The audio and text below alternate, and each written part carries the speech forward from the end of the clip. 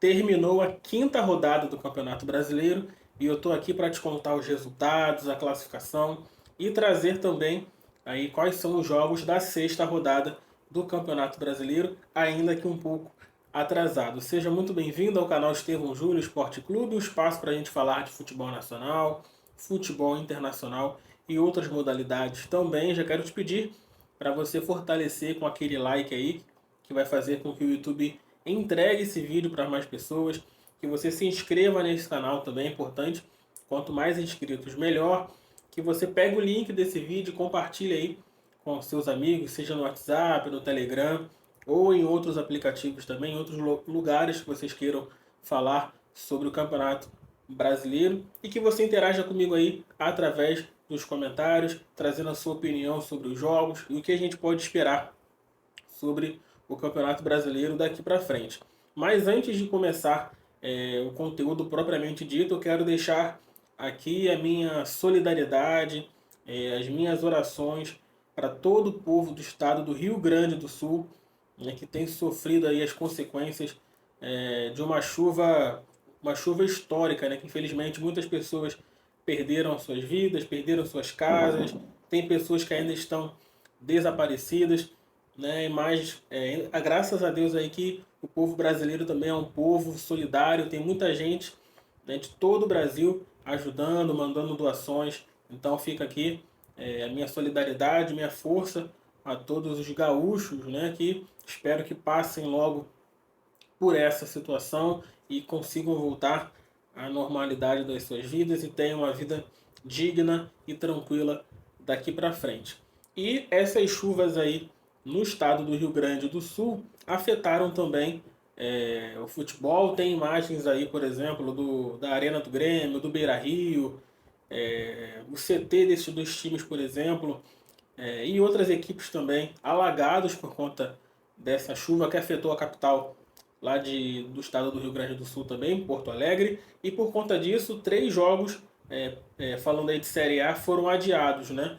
O jogo entre Cruzeiro Internacional, Grêmio e Criciúma, Cruzeiro Internacional seria em Belo Horizonte, mas por conta das questões logísticas, né, até o aeroporto Salgado Filho está fechado pelo menos até o final do mês, mas então não teria como a equipe do Internacional se deslocar. Então, Cruzeiro Internacional, Grêmio e Criciúma, Grêmio que jogaria em casa, na Arena, e Juventude Atlético Goianiense, Juventude que é de Caxias do Sul e por conta de questões logísticas também está impedido de sair do estado. Né? Vai ter um vídeo aqui no canal falando também sobre o pedido que esses três times fizeram, né? Internacional, Grêmio e Juventude, sobre a continuidade dos seus jogos no Brasileirão pelos próximos 20 dias. Vou fazer um vídeo aqui específico sobre isso. Mas esses três jogos que eu falei, Cruzeiro Internacional, Grêmio e Criciúma, Juventude e Atlético Goianiense, foram adiados na quinta rodada. Esses jogos não aconteceram, então nós tivemos uma rodada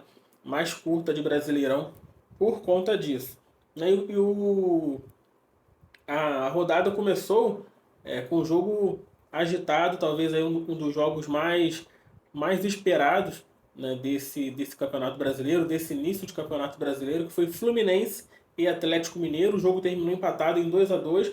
Fluminense saiu vencendo por 2-0 com gols de Cano e Renato Augusto, mas a partir ali dos 27 minutos do segundo tempo, o Gabriel Milito mexeu, foi ousado, inclusive tirando o Hulk, colocou o Vargas, que com mais ou menos ali 10 segundos em campo diminuiu o placar e alguns minutos depois empatou a partida para o Atlético Mineiro, que pode dizer que foi uma vitória, né? Esse empate. O Fluminense saiu com gosto amargo desse jogo, porque vencia a partida. O Fluminense que mandou esse jogo em Cariacica, não pôde jogar no Rio de Janeiro por conta de toda aquela movimentação, de toda a logística pelo show da Madonna que aconteceu na praia de Copacabana. Então Fluminense 2, Atlético Mineiro 2, Atlético Mineiro que teve chance inclusive até de virar a partida.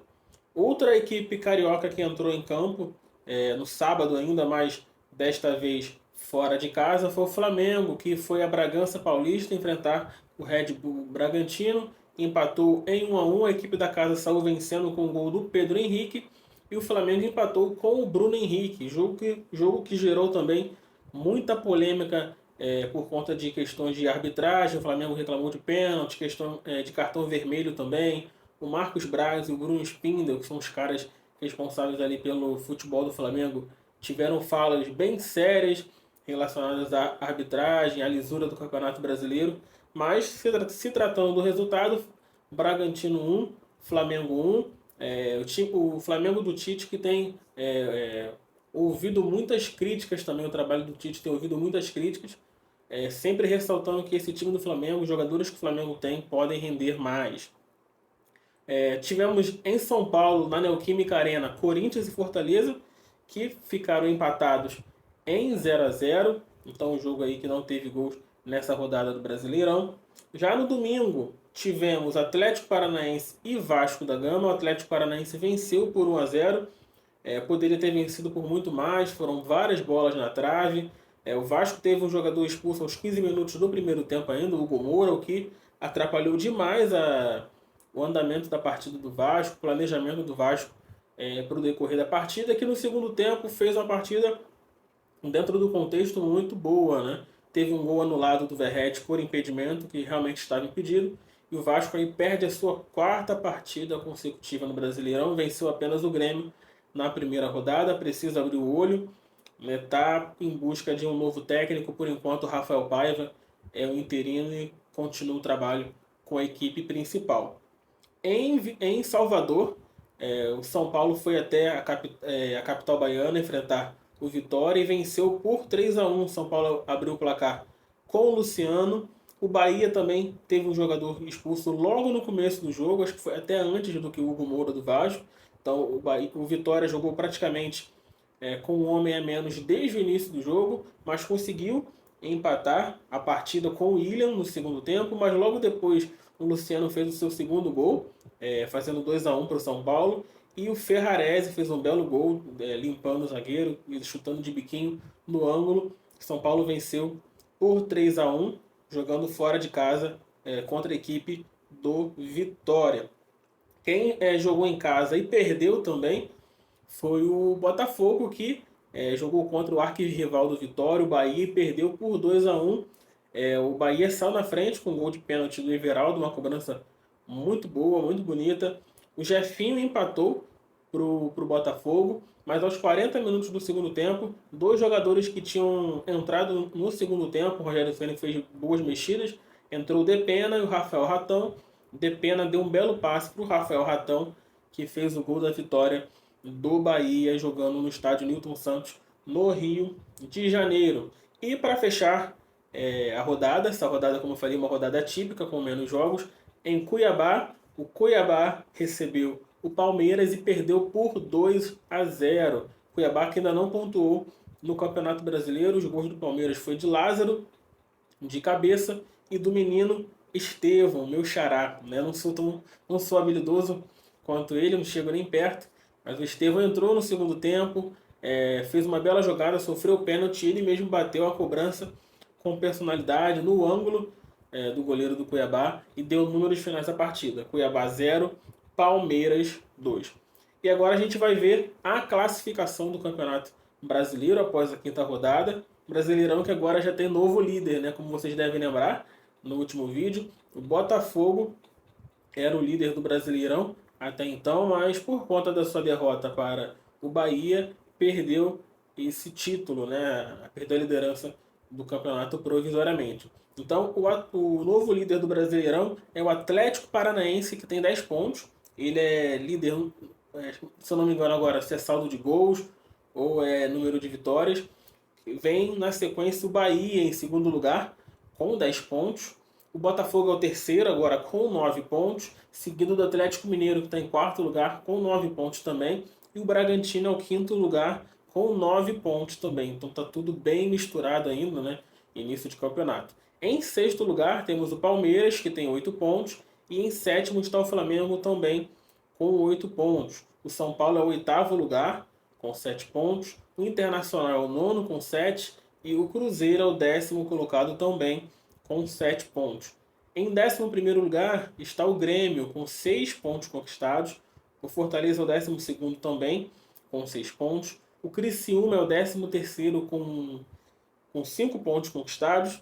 O Corinthians é o 14º também com 5 pontos. E o Juventude é o 15º também com 5 pontos.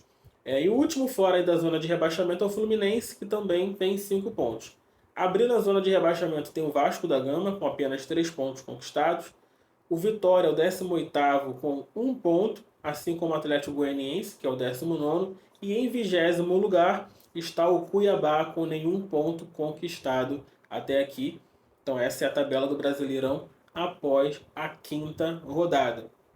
E para finalizar esse vídeo, como eu sempre gosto de fazer, já trago para vocês aqui as próximas partidas, as partidas da 6ª rodada do Brasileirão. Eu tinha até colocado aqui na minha lista os jogos de Inter, Juventude e Grêmio, mas foi antes, né, da mudança aí que teve por conta lá das chuvas no Rio Grande do Sul. Como eu falei, vai ter vídeo aqui no canal sobre isso também. Beleza? Então, a rodada vai estrear aí com o Clássico dos Milhões, no sábado, dia 11 de maio, 4 horas da tarde, no Maracanã, Flamengo e Corinthians.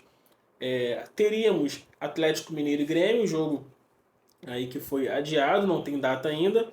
No domingo, já Dia das Mães, 11 horas da manhã, o Vasco recebe o Vitória em São Januário.